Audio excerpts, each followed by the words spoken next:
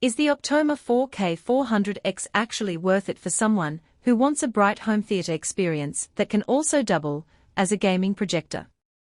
I've been using this unit for the past few weeks, running movies, Netflix, and a couple of Xbox Series S sessions, and I figured it was time to break down what it really delivers. Link is in the description if you want to check the product details on Amazon. First off, the standout feature is the 4000 lumen brightness. Most 4K projectors I've seen are built for dark rooms, so you end up pulling all the shades and turning off any ambient light. With the 4K400x you can actually watch a movie with the lights on in a living room that's got a lot of windows, or set it up in a classroom where the blinds aren't always fully closed. I've tried it on a sunny Saturday morning and the picture stayed crisp enough to read subtitles without squinting, something that would have been impossible with a typical home cinema projector.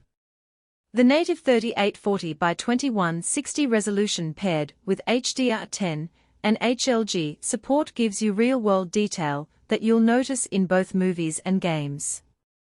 When I streamed a recent sci-fi series on Netflix, the HDR highlights popped, especially in those night city scenes where the neon glows against dark skies. It's not the brightest HDR you can find, but the colors are still vivid enough to feel immersive, especially when you're sitting a few feet away from a 100-inch screen. Gaming was another major test. The projector advertises a 240 Hz refresh rate at 1080p and a 4.2 milliseconds input lag, which sounded impressive on paper. In practice, I hooked up my Xbox Series S via the dual HDMI 2.0 ports, turned on the game mode, and the response felt almost on par with a 120 Hz TV. Fast-paced shooters and racing games felt smooth, and the low lag meant I wasn't missing any split-second movements. For casual gamers who don't want to invest in a high-end TV, but still care about fluid gameplay, this is a solid option. Installation is often a pain with projectors, but Optoma gave us a handy 4-corner correction tool. You can nudge each corner individually until the image is perfectly rectangular, even if the projector is sitting at an odd angle on a bookshelf. I didn't have to mount it to the ceiling.